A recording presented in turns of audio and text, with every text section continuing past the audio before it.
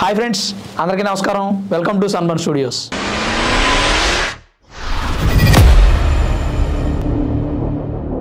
తమిళనాడు రాజకీయం మొదలైందా అంటే మొదలైందనే చెప్పుకోవాలి. అదేంటి తమిళనాడు రాజకీయం మొదలవడం ఏంటి, ఎప్పటి నుంచో రాజకీయాలు జరుగుతున్నాయిగా అనుకుంటారు మీరు. నేను చెప్పేది విజయ దళపతి పార్టీ మీద రాజకీయం మొదలైందా. విజయ దళపతి పార్టీ పెట్టి రాజకీయం చేస్తున్నాడు, ఓకే. విజయ దళపతి పార్టీ మీద రాజకీయం జరుగుతుంది అక్కడ. మీకు అర్థం అవ్వలేదనుకుంటా. ఇప్పుడు విజయ దళపతి మొన్న రెండో మానాడు సభ ఒకటి నిర్వహించాడు. ఫస్ట్ 8 నెలల క్రితం ఒక మానాడు సభ చేశాడు. అక్కడ కొంచెం ఏదైనా జనాలు బాగా వచ్చారు. ఆయనకున్న అభిమానులు అవ్వచ్చు, ఆయనకున్న సినీ అభిమానులు అవ్వచ్చు, లేదంటే రాజకీయంగా ఉన్న అభిమానులు అవ్వచ్చు, లేదా డిఎంకే పార్టీ వ్యతిరేక ఓటు బ్యాంక్ అనవచ్చు. వాళ్ళు వచ్చారు. బాగా పెద్ద ఎత్తున జరిగింది సభ. రెండో సభ పెట్టారు. 7-8 లక్షల మంది జనం వచ్చారు. బాగా జరిగింది. ఆయన కూడా మంచి స్పీచ్ ఇచ్చారు, జనాలను ఉద్రేకపరిచారు. యూత్లో యంగ్ పొలిటీషియన్ వచ్చాడని చెప్పి కూడా బాగా హడావుడి జరిగింది అక్కడ. ఆ సభ జరుగుతున్నప్పుడు ఒక అభిమాని విజయ్తో మాట్లాడదామని చెప్పి ఆ బ్యారిగేడ్లు స్టేజ్ మీదకి ఎక్కాడు. ఎక్కినప్పుడు ఏమైందంటే ఆ బౌన్సర్లు అంతా కలిసి అతను కిందకు దోసేశారు. కింద దోసేసిన తర్వాత విజయ్ సభ అయిపోయింది, ఆయన వెళ్ళిపోయాడు. ఓకే. కట్ చేస్తే విజయ్ అభిమానే విజయ్ మీద కేసు పెట్టాడు. అదే మరి ట్విస్ట్ అంటే, దీన్నే రాజకీయం అంటారు. ఇప్పుడు ఇక్కడ జరుగుతున్నటువంటి విజయ్ అభిమాని విజయ్ మీద కేసు పెట్టాడంటే అతను ఏమన్నా సొంతంగా పెడతాడా? ఆ విజయ్ పార్టీ మీద, విజయ్ పార్టీకి వ్యతిరేకంగా విజయ్ పార్టీ నచ్చని వ్యక్తులు ఆ అభిమాన్ని ఎగేసి కేసు పెట్టించారని మనం అనుకోవచ్చు.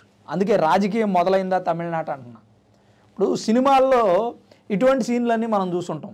అపోజిషన్ నాయకుడి మీద అక్కడ ఉన్నటువంటి ఫ్యాన్స్ని రెచ్చగొట్టి కేసు పెట్టడం, లేదంటే అపోజిషన్లో ఉన్నటువంటి వ్యక్తులు అధికార పార్టీలోకి వెళ్ళి ఆ అభిమానులాగా నటించి ఏదో ఒక అల్లరి గొడవ చేసి ఆ నాయకుడు చెడ్డ పేరు తేయటం, ఇటువంటివి చూసాం. కానీ ఇక్కడ విజయ్ అభిమాని అతను వాస్తవంగా. కానీ విజయ్ మీద కేసు పెట్టాడంటే ఎవరి సపోర్ట్ ఉంది? డిఎంకే పార్టీ వాళ్ళు అని మనం అనుకోవచ్చు. ఎందుకంటే ఈ మాట నేను ఎందుకు అంటున్నానంటే, అక్కడ రూలింగ్ పార్టీ వాళ్ళే. వాళ్ళకి ఆ పార్టీకే నేను వ్యతిరేకం, బీజేపీ పార్టీ భావజాలానికి వ్యతిరేకం అని చెప్పి విజయ్ పబ్లిక్గా చెప్పాడు. ఇప్పుడు విజయ్ మీద నిజంగా అంత ప్రేమ ఉన్నోడైతే ఆ స్టేజ్ ఎక్కడం అతను తప్పే. బౌన్సర్లు నెట్టేటువంటి వాళ్ళ డ్యూటీ వాళ్ళు చేశారు. కానీ మళ్ళీ తిరిగి విజయ్ మీద ఎందుకు కేసు పెట్టాడు? మరి ఇదే కదా రాజకీయం అంటే. అక్కడ జరుగుతున్నటువంటి జగన్ నాటకం అనుకోవచ్చు. అంటే జగన్ నాటకం అనగానే అందరికీ ఆంధ్రప్రదేశ్ గుర్తొచ్చింది. కానీ జగన్ నాటకం అనే పదం జగన్మోహన్ రెడ్డి గారిని చూసి ఏం పుట్టలేదు. అదంతా విష్ణుమాయలే. కానీ ఆ పదం అక్కడి నుంచి వచ్చింది. అయితే ఇక్కడ తమిళనాడు జరుగుతున్నటువంటి ఈ నాటకం ఏంటి? విజయ్ని రాజకీయాల్లో రాకుండా, రాజకీయాల్లో యాక్టివ్గా ఉండకుండా తొక్కే ప్రయత్నం అని కూడా మనం అనుకోవచ్చు.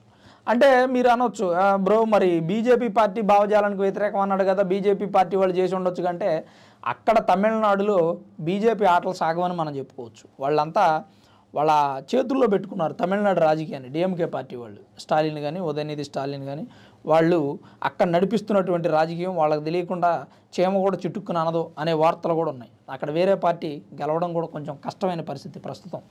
వాళ్ళు ఆ రకంగా జనాల్లో ఉన్నటువంటి మెజారిటీ ఓటు బ్యాంక్ ఏదైతే ఉందో వాళ్ళని అట్రాక్ట్ చేశారు. ఏదైతే సనాతన ధర్మాన్ని అణిచివేస్తానడం, సనాతన ధర్మం మలేరియా, డెంగ్యూ లాంటిది అనడం, దాన్ని తొక్కేయాలనడం, సనాతన ధర్మాన్ని పూర్తిగా నిర్మూలించాలనడం, ఒక వర్గం ప్రజలకి ఆ మాటలు బాగా నచ్చాయి. అందుకే వాళ్ళని గెలిపించారు. కానీ ఈవేళ కాకపోతే రేపైనా స్టాలిన్ ప్రభుత్వం కూలిపోక తప్పదు. ఎవరికైనా ఓటమి సహజం కదా. కాకపోతే ఈ నియంత ధోరణి, జనాలని తప్పుదారి పట్టించేటువంటి ప్రయత్నం, ఒక వర్గాన్ని మాత్రం అట్రాక్ట్ చేసేలాగా మాట్లాడడం, ఇవన్నీ పార్టీని నాశనం చేయడంలో ప్రముఖ పాత్ర పోషిస్తాయి. ఎందుకంటే ఇప్పుడు ఓటర్లందరి మైండ్ సెట్ ఒకేలాగా ఉండదు. కొంతమంది సనాతన ధర్మాన్ని ఇష్టపడతారు. మరి సనాతన ధర్మాన్ని ఇష్టపడే ఓట్లు ఎవరికి వేయాలి? అక్కడ ఒక పాయింట్. అలాగే సనాతన ధర్మాన్ని వ్యతిరేకించేవాళ్ళు డిఎంకే పార్టీకి వేస్తారు. మరి విజయ్ పార్టీకి ఎవరు ఓట్లు వేయాలి? మిగిలిన వాళ్ళు వేస్తారు. ఆ విజయ్ పార్టీకి పడే ఓట్లని, విజయ్ పార్టీని లైక్ చేసేటువంటి ప్రజల్ని తప్పుదారి పట్టించడానికో, లేదంటే విజయ్ మీద జనాల్లో నెగిటివ్ థాట్ తీసుకురావడానికో ఇటువంటి కేసులు పెట్టించే ప్రయత్నం చేస్తున్నారని మనం అనుకోవచ్చు. మొత్తం 10 మంది మీద కేసులు బుక్ అయ్యాయంట. ఆ శరత్ అనే అతను, అంటే అతని అభిమాని పేరు శరత్, అతనే కేసు ఫైల్ చేశాడు.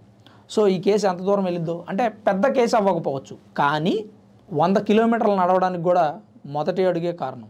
అట్లే ఇతని మీద 100 కేసులు అవ్వడానికి ఇది మొదటి కేసు ఏమో అనిపిస్తుంది. ఇట్లా సంబంధం లేనటువంటి కేసులు, తలాతోకలు లేనటువంటి కేసులు పెట్టి కొత్తగా రాజకీయాల్లోకి వస్తున్న వ్యక్తులను కానీ లేదా సినిమా వాళ్ళు రాజకీయాల్లోకి రాకుండా చేయడానికి కానీ ఇటువంటి ప్రయత్నాలు జరుగుతున్నాయేమో అని నాకైతే అనిపిస్తుంది. మరి విజయ్ మీద ఫైల్ అయినటువంటి కేసు గురించి మీ అభిప్రాయం ఏంటనేది కామెంట్ రూపంలో తప్పకుండా తెలియజేయండి. Thanks for watching this video. This is Ram signing off sunburn studios.